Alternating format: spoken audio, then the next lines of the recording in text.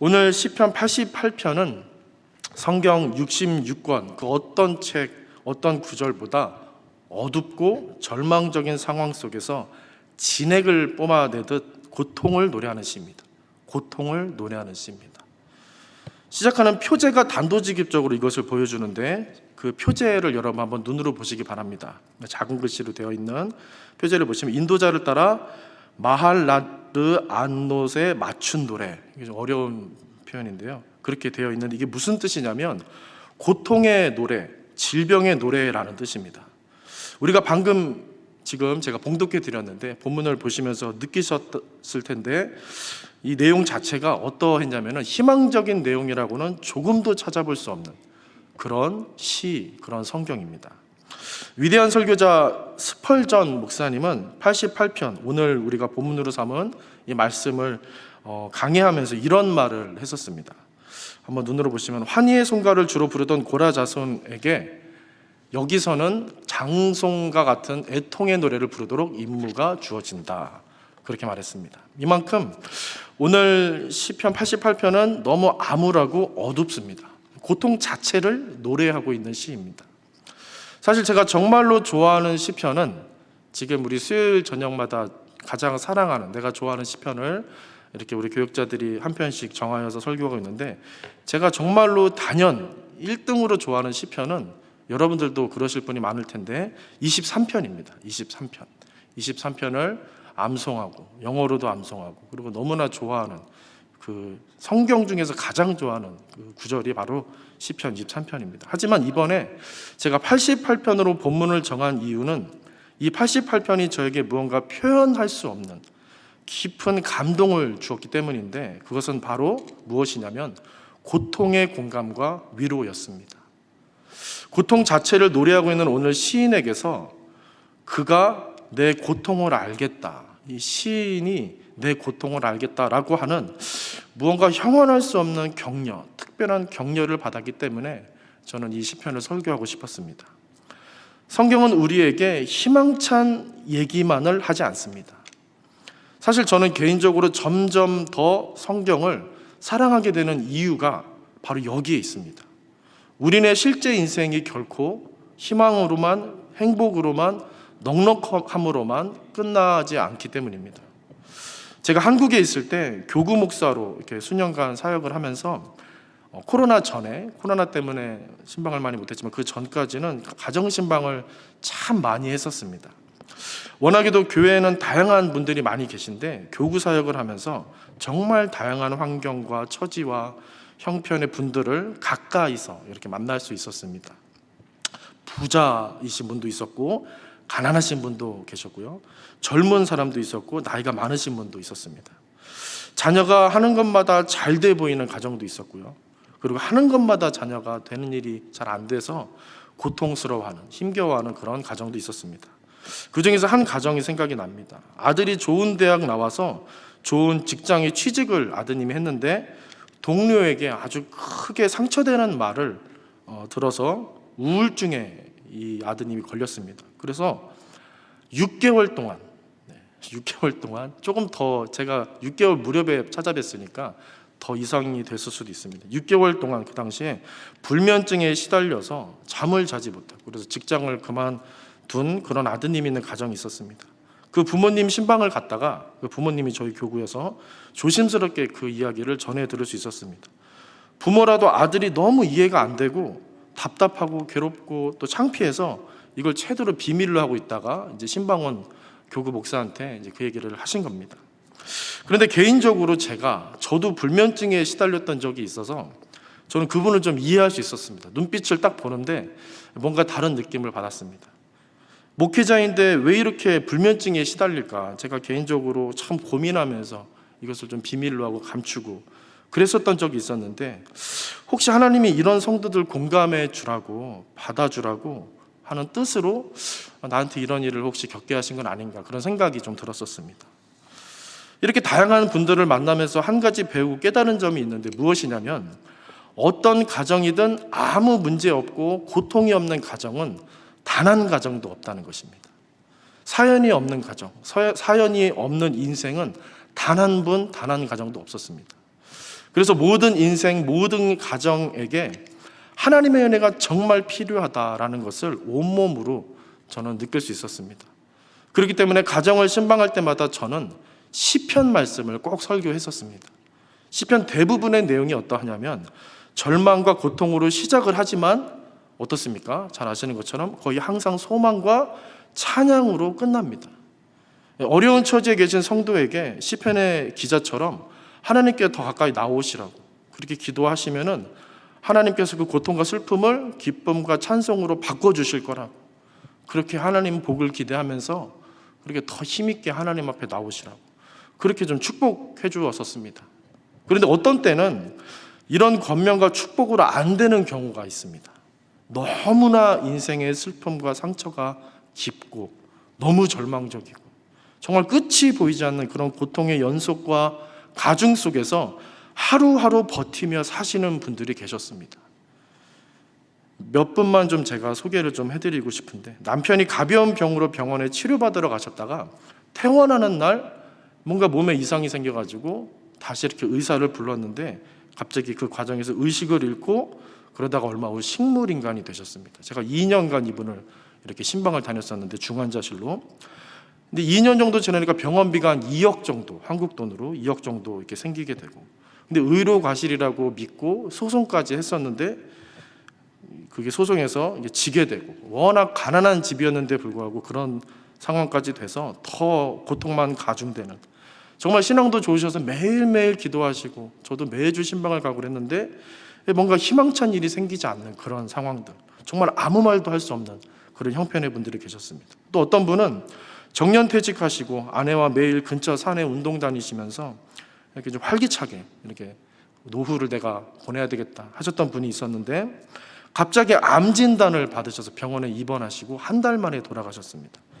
하루가 다르게 피골이 상접해지셨던 그 얼굴의 모습을 제가 지금도 잊을 수가 없습니다. 그분을 뵐 때마다, 또 그 아내 권사님을 뵐 때마다 희망이 보이지 않는 그런 심정이었습니다. 노후에 부부가 즐겁게 사시려고 돈도 아끼고 잘 쓰지 않으시고 운동도 열심히 하셨는데 정말 청천벽력 같은 일이 그렇게 벌어지는 일들이 있었습니다. 그리고 정말 제가 존경하고 사랑했던 집사님 부부가 계신데 이분은 누구보다 신실하고 겸손하셨습니다. 가까이 있으면 마음으로 뭔가 모를 향기가 느껴지는 그런 분들이었습니다. 그런데 이분이 하시는 사업이 참 잘 안 됐습니다.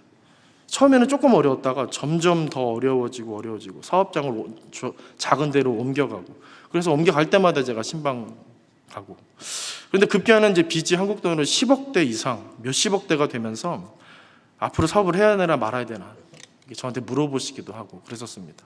큰 고민에 이렇게 빠져 계시다가 이분이 결국에는 사업을 접고 경험도 없는 배달 일을 하시면서 빚을 조금씩 갚아나가는 모습을 봤었습니다. 하나님이 좀 이런 분들에게 특별한 은혜를 좀 주셨으면 좋겠다, 간절히 기도하고 축복하는데 정말 형편이 나아지지 않는 그런 상황들을 봤었습니다. 한 분만 더 말씀을 드리면, 권사님 한 분이 교회에서 예배를 드리고 돌아가시는 길에 교통사고를 당하셔서 갑자기 돌아가신 경우가 있었습니다. 평소에 별로 말씀도 없으시고 항상 이렇게 웃으시면서 교회 아이들 만나면 항상 용돈 주시고 정말 예뻐해 주시고, 그리고 전도도 정말 많이 하시는 분이셨습니다. 그런 분이 예배 드리시고 돌아가시는 길에 버스에 치여서 그 자리에서 돌아가셨습니다. 소식을 듣고도 믿겨지지가 않았습니다. 정말 말이 안 된다 이거는. 그분의 장례를 치르고 그 가정, 유가족들 만나서 자녀들 신방을 하는데 무슨 말을 해야 하나, 기도는 어떻게 해드려야 되나, 정말 눈앞이 캄캄했습니다. 지금도 그런 분들을 다시 떠올리면 식은땀이 나고 그렇게 생생합니다. 이런 분들을 만나서 그 인생의 사연을 듣노라면 마음이 답답하고 너무 기가 막히고 큰 무기력감이 느껴졌습니다. 목회자가 된 것이 끔찍하게 느껴지는 그런 순간이었습니다. 과연 이분들을 어떻게 위로해야 하나, 과연 이분들에게 하나님을 어떻게 설명해야 하나, 성경 66권을 다 찾아봐도 저는 적절한 말씀을 쉽게 찾을 수가 없었습니다. 신학대학교와 또 개인적으로 신학대학원까지 적지 않은 시간 동안 신학 공부하고 사역도 했지만 이런 분들 앞에서는, 이런 사연들 앞에서는 갓난아기가 되는 그런 기분을 느끼곤 했습니다. 들어주는 것 말고는 정말 아무것도 할 수 없는 그런 상황 가운데 놓인 적이 있었습니다. 그럴 때 만난 말씀이 바로 오늘 시편 88편입니다. 고통하는 자의 노래, 질병에 걸린 사람의 노래라는 표제를 갖고 있는 이 시편 88편, 이 시편을 단비처럼 저는 만났습니다. 이 시인의 고통이 말할 수 없는 고통을 당하고 있는 성도들에게 가장 지혜롭고 유일한 위로와 공감이 될 수 있겠다라고 느낌이 들었기 때문입니다. 오늘 시편을 다시 보시기 바랍니다. 1절에서 4절 말씀을 보시면 눈으로 한번 보시기 바랍니다. 시인이 고통 속에서 주야로 한없이 부르짖고 있습니다. 그런데 어떻습니까? 그 어떤 응답도 없습니다. 간절한 기도가 무색하게 시인 앞에 펼쳐진 현실은 무엇입니까? 가득한 재난, 그리고 죽음의 수월, 그리고 무덤과 같은 상황일 뿐입니다. 가중되는 고통 속에 메아리조차 없는 탄식의 상황이 오늘 시인의 현실이고 삶인 것입니다. 여러분, 아무리 기쁜 일이 있더라도 어떻습니까? 그 기쁜 일을 함께 나눌 사람, 들어줄 사람, 받아줄 사람이 없으면 그 기쁨은 금방 시드는 꽃잎처럼 사그라듭니다. 외로움과 슬픔으로 그 기쁨이 변하기도 합니다. 나눌 사람이 있다는 것은 정말 중요한 것입니다. 그런데 오늘 시인은 기쁜 일은커녕 죽음에 가까울 정도로 힘든 상태입니다. 그런데 그런 상황 속에서 단 한 명도 그 마음의 말을 들어줄 사람이 없는 것입니다. 받아줄 사람이 없는 것입니다. 아무도 없는 것입니다. 사람도 없고요, 하나님에 대한 느낌도 전혀 없습니다. 그래서 시인은 이렇게 말합니다. 5절에서 8절 말씀을 같이 한번 읽어보시겠습니다. 5절에서 8절 말씀 같이 한번 읽어보겠습니다. 시작. 죽은 자 중에 던져진 바 되었으며 죽임을 당하여 무덤에 누운 자 같으니이다. 주께서 그들을 다시 기억하지 아니하시니 그들은 주의 손에서 끊어진 자니이다. 주께서 나를 깊은 웅덩이와 어둡고 침침한 곳에 두셨사오며 주의 노가 나를 심히 누르시고 주의 모든 파도가 나를 괴롭게 하셨나이다. 주께서 내가 아는 자를 내게서 멀리 떠나게 하시고 나를 그들에게 가증한 것이 되게 하셨사오니 나는 갇혀서 나갈 수 없게 되었나이다. 여기까지입니다. 시편이 진행될수록 지금 이렇게 읽으시면서 제가 특별히 좀 이렇게 색깔을 굵게 해서 삐딱하게 이렇게 해놨는데요. 본문을 좀 보시면서 들으시기 바랍니다. 어떻습니까? 시편의 내용이 진행될수록 시인의 삶이 나아지고 있습니까? 그렇지 않습니다. 고통이 더 심해지고 있습니다. 이걸 보셔야 됩니다. 곁에 있던 사람들이 나를 멀리 떠났을 뿐만 아니라 어떻습니까? 그들이 이 시인을 가증히 여기고 있습니다. 인간으로서 가장 비참하고 참담한 상태가 아닐까 생각이 듭니다. 그래서 시인은 자신을 가리켜 뭐라고 했냐면, 여러분 굵은 글씨, 삐딱하게 이렇게 세워놓은 굵은 글씨를 보시기 바랍니다. 던져진 바, 그리고 죽임당의 무덤에 누운 자, 다시 기억되지 않는 자, 끊어진 자, 깊은 웅덩이에 두시고 나를 심히 누르시고 괴롭게 하셨나이다. 나를 가증한 것이 되게 하셨다. 갇혀서 나갈 수 없게 되었습니다. 이렇게 고백합니다. 어떻습니까? 지금 굵게 표시한 이 표현들이 절망적인 말들입니다. 절망적인 말들로만 계속해서 반복적으로 이 시인의 입술에서 나오고 있는 것입니다. 이게 지금 시인의 형편이고 심정이고 현실인 것입니다. 요즘처럼 어려운 때에 희망적인 얘기를, 밝은 얘기를 해야 되는데 이렇게 어둡고 절망적인 이야기를 하게 돼서 저도 한편으로는 마음이 참 무겁습니다. 하지만 확신을 갖고 여러분들께 말씀드리고 싶은 것은 오늘 이 시인의 절망과 고통과 슬픔을 피하지 마시라는 것입니다. 피하지 마시고요, 눈을 크게 떠서 이 고통을 보시기 바랍니다. 귀를 기울여서 이 고통의 소리를, 이 탄식을 들으시기를 바랍니다. 왜냐하면 이 탄식의 소리가 다름 아닌 하나님의 특별한 말씀, 계시의 말씀이기 때문입니다. 계시의 말씀입니다. 이 고통의 이야기는 어느 누구의 일기장에서 훔쳐온 내용이 아니고 남몰래 아픈 가슴을 움켜쥐고 부르짖는 사적인 기도도 아닙니다. 이 탄식의 고백들은 계시의 말씀입니다. 하나님께서 고라 자손을 통해 온 이스라엘로 부르게 하신 거룩한 노래이며 지금 우리에게 진리로서 듣게 하시고 읽게 하신 계시의 말씀이라는 것입니다. 그래서 보셔야 되고 들으셔야 합니다. 저는 오늘 이 시편 88편만은 주의하고 또 신학적으로 설명하고 싶은 마음이 전혀 없습니다. 그보다는 이 고통의 노래를 계시로서, 성경으로서 우리에게 주신 하나님의 마음, 그 하나님의 심정과 뜻을 여러분들과 함께 헤아리고 느끼고 싶습니다. 그렇게 전해드리고 싶습니다. 저는 이 시편 88편을 묵상하면서 가장 먼저 무엇이 느껴졌냐면 이것입니다. 우리 삶의 그 현장에 가까이 와 계신 하나님. 다시 한번요. 우리 삶의 그 현장에 가까이 와 계신 하나님이 먼저 느껴졌습니다. 하나님이 우리에게 기쁨의 노래만이 아니라 고통의 노래를 부르게 하신 것이 마치 나는 기쁘고 강한 인생에게만 하나님이 아니다. 고통받고 연약한 인생에게도 동일하게 하나님이 된다라고 하시는 것만 같았습니다. 잘 되고 잘 풀리고 넉넉하고 항상 즐거운 그런 성도, 그런 가정, 그런 교회와만 함께 계시는 게 아니라 잘 안 되고 잘 안 풀리고 부족하고 슬프고 여전히 괴롭고 상처 입은 그런 성도, 그런 가정, 그런 교회와도 함께 계신 하나님이 절절히 느껴졌습니다. 아니, 오히려 고통당하는 자녀들에게, 그 연약한 자녀들에게 더 가까이 와 계시는 아버지 하나님을 느낄 수 있었습니다. 그래서 하나님은 기쁨의 찬송, 승리의 찬송, 영광의 찬송만 받으시는 게 아니라 슬픔 중에 부르는 찬송, 고통 중에 부르는 노래, 절망과 좌절의 탄식 소리까지, 신음소리까지 귀 기울여 들으시고 받아주시는 하나님이심을 오늘 이 88편 시편에서 저는 느끼고 더 확신할 수 있었습니다. 이처럼 오늘 시편에서 고통을 노래하게 하심은 이것입니다. 너희의 고통을 내가 안다. 이 메시지인 것입니다. 너희의 고통을 내가 안다. 너의 고통과 시름을 내가 외면하지 않고 피하지 않고 다 보고 있었고 기억하고 있었고 그곳에 내가 함께 있다. 이 말씀을 하시는 것입니다. 저는 이렇게 묵상하는 중에 로마서 5장에 있는 사도 바울의 말씀이 생각났습니다. 우리가 아주 잘 아는 말씀인데요. 8절 말씀을 화면에 준비되어 있습니다. 한번 같이 읽어보시겠습니다. 시작. 우리가 아직 죄인 되었을 때에 그리스도께서 우리를 위하여 죽으심으로 하나님께서 우리에 대한 자기의 사랑을 확증하셨느니라. 아멘. 사도 바울이 하나님을 소개하는 장면입니다. 어떻게 소개했습니까? 우리가 죄인 되었을 때 우리를 위해 죽으심으로 우리에 대한 자신의 사랑을 확증하신 분이 바로 하나님이시라는 것입니다. 죄인된 우리를 버리신 분도 아니고요. 또 그렇다고 해서 우리의 죄를 어떤 대단한 능력이나 기적으로 없어져라 이렇게 요술방망이를 부리는 것처럼 없어지게 하신 분도 아니고 어떤 분이라고 합니까? 우리를 위해 죽으심으로 우리를 사랑하신 분, 그 사랑의 마음을 확실하게 보여주신 분이 바로 하나님이다라고 말하는 것입니다. 이게 무슨 말입니까? 그분이 하나님이신데도 불구하고 우리의 고통의 현장, 죄의 현장으로 그분이 들어오셨다는 것입니다.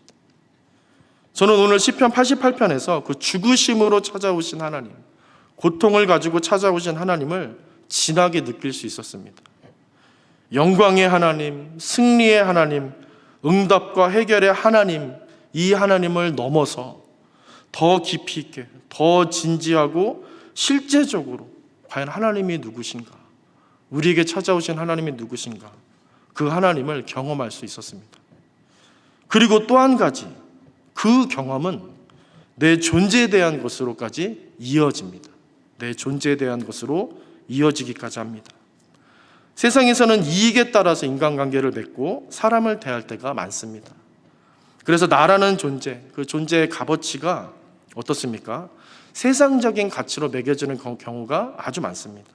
얼마나 잘생겼고, 돈은 얼마나 있고, 어떤 집에 살고, 어떤 능력, 어떤 힘이 있고, 어떤 차를 타고, 학벌이 어떻고, 어떤 직장에 다니고, 그것으로 나의 가치, 사람의 가치가 정해지고 매겨지는 경우가 세상에는 대부분입니다. 세상은 많이 가졌든 적게 가졌든 상관없이 자꾸만 우리의 존재성을 이렇게 잃어버리게 한다는 것입니다. 이런 시대 속에서 오늘 시편 88편은 우리의 존재 가치를 회복시켜주는 데까지 나아간다는 것입니다. 세상 그 무엇보다 높으시고 부유하신 하나님이 죽음의 고통을 마다하지 않으시고 우리 인생에 찾아오셨다는 사실, 바로 여기에 우리의 존재 가치의 회복의 은혜가 있는 것입니다. 상처 입은 우리의 영혼을 사랑하시며 우리의 탄식을 받아주시는 하나님, 우리의 존재를 받아주시는 하나님, 이 하나님이 오늘 시편에서 말하는 하나님이신 것입니다. 그래서 저는 오늘 이 88편이 우리 인생의 거울과 같다라는 생각을 해보았습니다. 거울과 같다. 여러분들의 삶을, 여러분들의 모습을 이 시편 88편 속에서 비춰보시기 바랍니다. 단순히 한 개인이 고통 속에서 하나님 찾았는데 그 고통이 여전했다, 혹은 그 고통이 해결됐다라는 에피소드로 이 시편을 소개하는 게 아니라 너희가 인생에서 겪은 그 고통이 이러하지 라고 우리에게 말씀하시는 것 같습니다. 네가 이렇게 힘들었었지, 너 이런 고통, 이런 좌절감 느꼈었지 라고 시편이 우리에게 말을 거는 것 같습니다. 내가 잘 알고 있다, 내가 기억하고 있다, 내가 너와 그 고통을 함께 겪으며 너에게 왔다 말씀하시는 것 같습니다. 너의 모든 것이, 너의 승리와 해결, 기쁨, 어떤 열매, 그것만이 아니라 좌절과 슬픔과 고통과 괴로움까지 내게는 모두 소중하다라고 우리에게 말씀하시며 비춰주고 있다는 것입니다.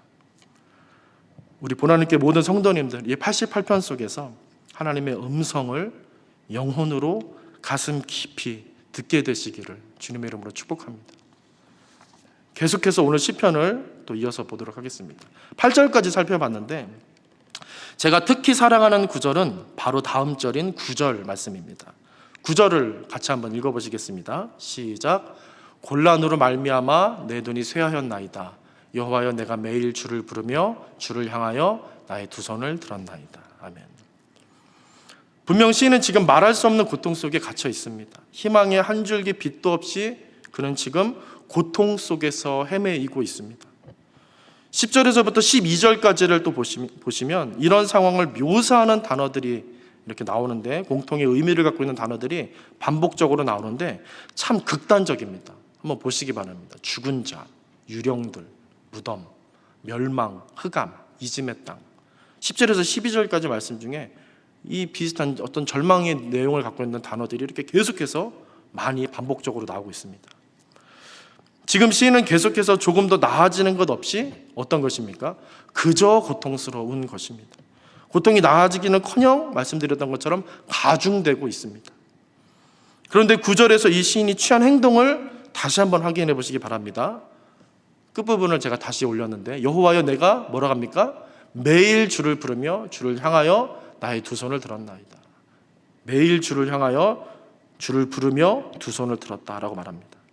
그 고통의 상황에서 아무 응답도 희망도 보이지 않는 상황에서 지금 시인이 뭘 하고 있는 것입니까? 하나님께 기도하고 있습니다. 그것도 어떻게 하고 있습니까? 매일 하고 있습니다. 매일. 여기서 매일이라고 번역된 히브리어는 다른 성경에서 평생에, 모든 것, 또 전심으로, 온전히 라는 표현을 쓸 때 함께 결합돼서 쓰였던 단어입니다. 그러니까 시인이 어떻게 한 거냐면 매일 가중되는 고통에 맞서 매일 두 손 들고 하나님 부르고 있었던 것입니다. 매일 고통에 대해서 매일 기도로 응수하고 있다는 것입니다. 이 말이 어떤 뜻이냐면 그의 기도는 세상적인 응답과 해결에 구애받지 않는다는 것입니다. 물론 그래서 속이 탈 것 같고 답답하고 괴로워서 탄식하고 있지만, 그러면 그럴수록 그는 더 포기하지 않고 어떻게 합니까? 매일매일 이걸 더욱 계속해서 강력하게 이어가고 있는 것입니다. 두 손을 들고 나아가는 것입니다. 9절을 다시 한번 보시기 바랍니다. 처음 부분에서 시인이 이 바로 앞부분에서 이렇게 말했었습니다. 곤란으로 말미암아 내 눈이 쇠하였나이다. 곤란으로 말미암아 내 눈이 쇠하였나이다. 이 말이 어떤 뜻이겠습니까? 어떤 뜻이겠습니까? 너무 고통이 커서 눈이 쇠할 정도다. 눈이 쇠할 정도다. 고통이 너무 커서 내 눈이 쇠할 정도다 라는 뜻으로 풀이되기 쉬운 구절인데, 저는 88편 전체를 묵상하는 중에 이 구절이 이렇게 들렸습니다. 저의 해석입니다. 같이 한번 읽어보실까요? 시작. 고통이 너무 커서 하나님을 심하게 찾으며 기도하다 보니까 내 눈이 쇠할 정도가 되었습니다. 원래 뜻은 곤란으로 말미암아 내 눈이 쇠하였다, 이렇게 우리가 풀이할 수 있는데, 저는 88편 전체를 묵상하면서 이렇게도 해석할 수 있지 않을까, 이렇게 좀 다가왔습니다. 고통이 커서 눈이 쇠한 게 아니라 고통이 커서 하나님을 너무 심하게 매일매일 찾다 보니까 그래서 눈이 쇠했다는 것입니다. 저는 이 말씀이 이렇게 들리는 것입니다. 믿는 사람은 고통으로 쇠하지 말고 기도로 쇠해라. 믿는 사람은 고통으로 쇠하는 것이 아니라 기도로 쇠하는 사람이다 라고 들립니다. 이것은 단순히 기도 행위를 많이 해라, 처리해라 라는 뜻이 아닙니다. 또 믿는 사람은 무조건 헌신해라 라는 뜻도 아닙니다. 하나님의 사람은 세상으로 절망하고 현상과 상황과 사람으로 낙심하고 무너질 수 없다라는 하나님의 확신에 찬 요청이고 선포인 것입니다. 바로 이어서 13절을 또 보시기 바랍니다. 13절을 같이 한번 읽어보겠습니다. 시작. 여호와여 오직 내가 주께 부르짖었사오니 아침에 나의 기도가 주의 앞에 이르리이다. 아멘. 여기서 한 단어에 여러분 집중해 보시기 바랍니다. 시인이 어떻게 부르짖는다고 합니까? 여호와여 뭐라고 합니까? 오직. 아까 매일과 더불어서 중요한 단어입니다. 오직 내가 주께 부르짖었사오니. 시인의 지금 현실은 사실 무엇이었습니까? 제가 처음부터 계속 말씀드린 것처럼 시인의 지금 현실은 무엇이었습니까? 고통이었습니다. 그런데 시인이 아니라는 것입니다. 고통 아닙니다. 내 삶은 고통이 아니라 오직 주님입니다 라고 지금 외치고 있는 것입니다. 십자가 복음을 믿는 사람이라면 좀 이런 모습이 있어야 하지 않겠습니까? 십자가 예수님을 예배하고 찬양하는 사람이라면 이런 삶의 선포가 있어야 하지 않겠습니까? 오늘 88편을 묵상하면서 저는 우리가 말하고 찬양하는 하나님이 너무 작다라는 생각을 하게 되었습니다. 우리의 하나님, 나의 하나님은 너무 작다. 지금 시인이 부르짖는 하나님이 너무 크시기 때문입니다. 여러분들께서는 어떠십니까? 크신 하나님을 믿고 계십니까? 작은 하나님 믿고 계십니까? 하나님은 크고 광대하신 분인데 혹시 우리의 삶이, 우리의 사정이 그분을 너무 작고 초라하게 만들고 있지는 않습니까? 오늘 시편 88편은 그 크신 하나님을 보라라고 말하고 있는 것입니다. 오늘 이 시인의 하나님은 고통으로 가릴 수 없는 분입니다. 세상으로 도저히 가릴 수 없는 크신 하나님이십니다. 매일 주님을 부르짖다가 이제는 오직 주님을 부르짖는 시인, 이 시인을 계속해서 주목해서 보시기 바랍니다. 그의 삶이 어떻습니까? 소실되고 있는 것처럼 보이십니까? 그의 삶이 고통으로 손상당하고 있는 것처럼 보이십니까? 아닙니다. 그의 삶은 매일 주님으로, 오직 주님으로 오히려 채워지고 있습니다. 그래서 온전해지고 있는 모습이 바로 오늘 88편 시인의 모습인 것입니다. 오늘 본문을 다시 한번 보시기 바랍니다. 본문 전체에서 유일하게 공통적으로 똑같이 반복되는 단어를 제가 찾았는데 진하게 표시해서 여러분들에게 보여드리려고 합니다. 1절에 보시면 뭐라고 합니까? 내가 주야로 주 앞에서. 2절에서는 나의 기도가 주 앞에 나의 부르짖음에 주의 귀를, 주께서 나를 다시 기억하지 아니하시니 주의 손에서 끊어진 자니이다. 주께서 나를, 7절에 보시면 주의 누가 나를, 8절에 보시면 주께서 나를, 내가 매일 주를 부르며 주를 향하여. 10절은 주께서 또 주를 이렇게 반복됩니다. 11절에 보니까 주의 인자하심을 무덤에서, 주의 성실하심을 멸망 중에서. 탄식하는 그 입술에 계속 떠나지 않는 말이 무엇입니까? 주님입니다. 12절에 보시면 흑암 중에서 주의 기적과 주의 공의를. 13절에 보시면 오직 내가 주께, 아침에 나의 기도가 주 앞에. 14절에 어찌하여 주의 얼굴을. 15절에 보시면 주께서 두렵게 하실 때에. 16절에 주의 진노가 또 주의 두려움이. 마지막 18절도 끝나지 않습니다. 주는 내게서. 지금 시인의 입에서 유일하게 끊임없이 반복되는 단어가 무엇입니까? 주님입니다. 주님. 이것을 발견하셔야 됩니다. 이것을 오늘 시편 속에서 발견하실 수 있으셔야 합니다. 이것이 오늘 시인의 삶이고 인생이기 때문입니다. 고통과 절망의 노래로 보였던 오늘의 시편, 이 시편이 사실은 이렇게 주님으로 가득한 노래였던 것입니다. 그래서 시인의 탄식은 어떻습니까? 더 깊어진 기도이고요, 더 강력한 찬송입니다. 그래서 저는 이 시편 88편이 그 어떤 시편의 희망찬 기도와 찬송보다 더 소망차고 강렬하게 느껴지는 것입니다. 이 시편 88편을 가볍게 볼 때는 시인이 피동적으로 당하고 눌리고 신음하는 것처럼 보이는데 자세히 깊이 있게 묵상하면 할수록 굽히지 않고 포기를 모르는 전사 같은 모습으로 보여집니다. 그는 매일 더 깊어만 가는 고통 속에, 가중되는 고통 속에 있지만 매일 더 강력하게 손을 듭니다. 그는 오직 고통 속에 놓여 있지만 그럴수록 오직 주를 부르고 있는 것입니다. 이처럼 시는 겉보기엔 무력해 보이고 불쌍해 보이지만 사실은 누구보다 강력하고 누구보다 부유한 것입니다. 믿음의 눈을 들어 우리 성도님들 이것을 보시기 바랍니다.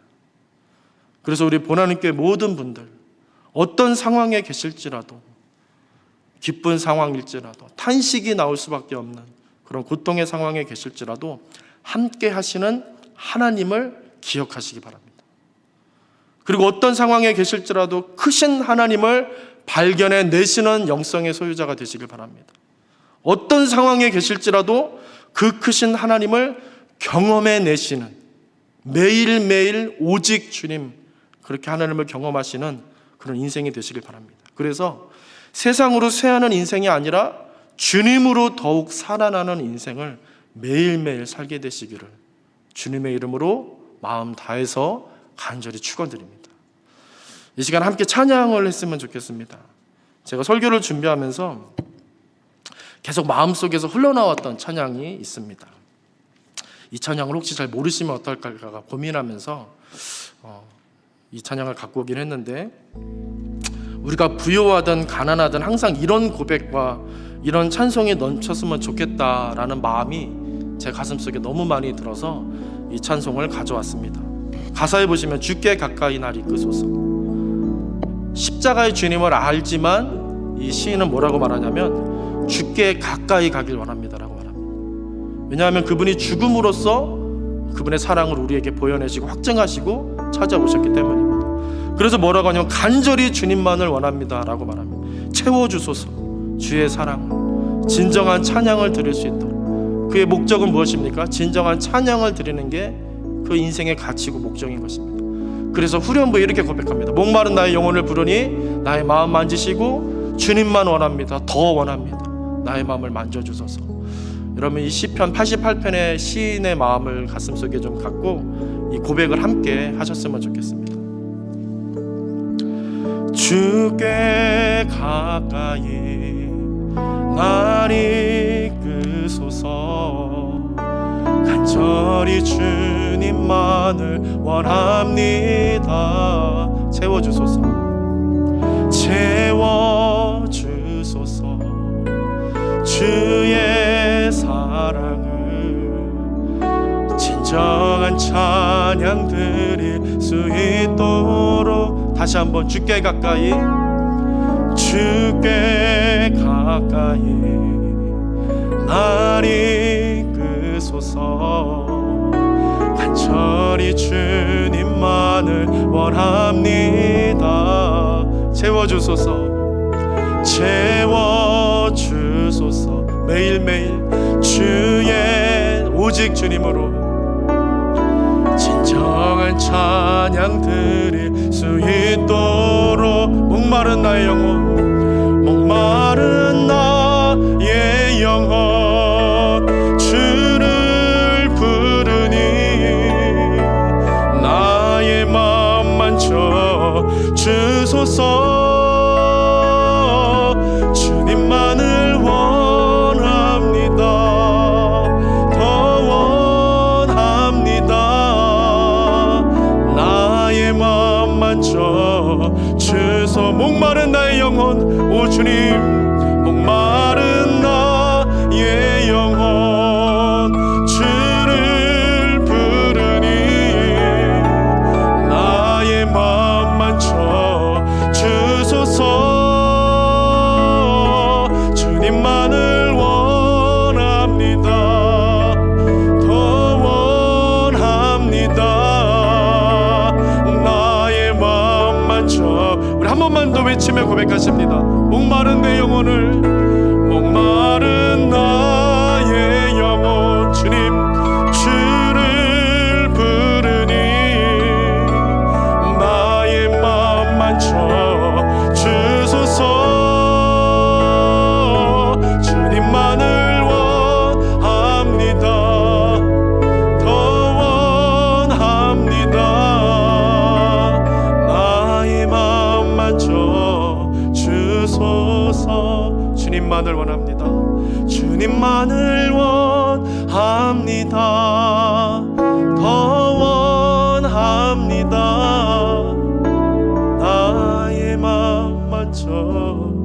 번만 더 주님만을 원합니다. 주님만을 원합니다. 더 원합니다. 나의 마음 만져 주소서. 우리 시간 눈을 감으시고 함께 마음 모아서 기도했으면 좋겠습니다. 하나님, 나는 종교인이 아니라 그리스도인입니다. 하나님, 나는 종교인이 아니라 예배자입니다. 하나님, 나는 종교인이 아니라 하나님의 자녀입니다. 나는 하나님의 사람입니다. 고통도 내 신앙을, 내 예배를 막을 수 없습니다. 그 크신 하나님을 막을 수 없습니다. 그렇게 선포하시면서 이 시간 기도하셨으면 좋겠습니다.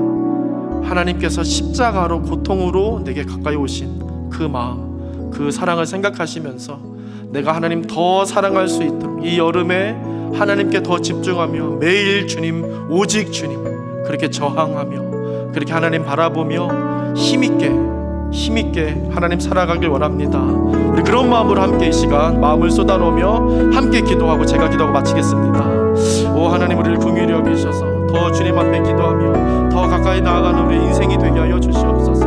우리의 관심사가 어디에 있었습니까? 너무나 세상적인 것, 너무나 다른 것, 아버지 주님 사람들의 아버지 그 관심과 똑같이 우리가 살아가지 않았습니까? 하나님의 사람임을 다시 한번 확인하며 아버지 주님 아버지 고통도 막을 수 없는 우리의 믿음의 삶이 되길 원합니다. 세상과 어떤 것도 막을 수 없는 크신 하나님을 경험하길 원합니다.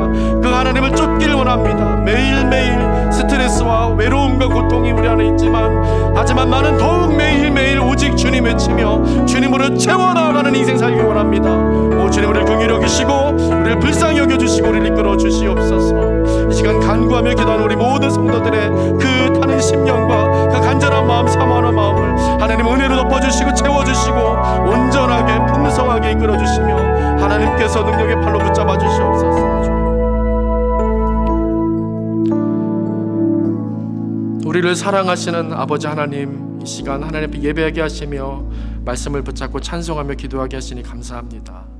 하나님의 방법을 다시 한번 회복하길 원합니다. 하나님의 원리, 하나님의 뜻을 내 안에 다시 한번 회복시켜 주시옵소서. 세상 사람처럼, 세상처럼, 그 흐름처럼, 대세처럼 살지 않고 하나님 말씀 따라, 하나님 계시를 따라, 하나님의 진리를 따라 주님의 의로운 팔에 붙들림 바 되어서 살아가는 믿음의 삶, 그런 하나님 앞에 예배자의 삶, 아버지 우리의 삶을 그렇게 인도하시고 주장해 주시옵소서. 예수님의 이름으로 기도합니다. 아멘. 이제는 예수 그리스도의 은혜와 아버지 하나님의 사랑과 성령님의 교통하시는 은총이 이 시간 우리의 인생을 받으시고 우리의 모든 것들을 사랑하시며 가까이 와주시는 하나님을 믿고 의지하며 그 하나님, 매일 주님, 오직 주님 외치며 살아가길 결단하는 우리 모든 성도들 머리 위에 함께 하시기를 주님의 이름으로 축원하옵나이다. 아멘.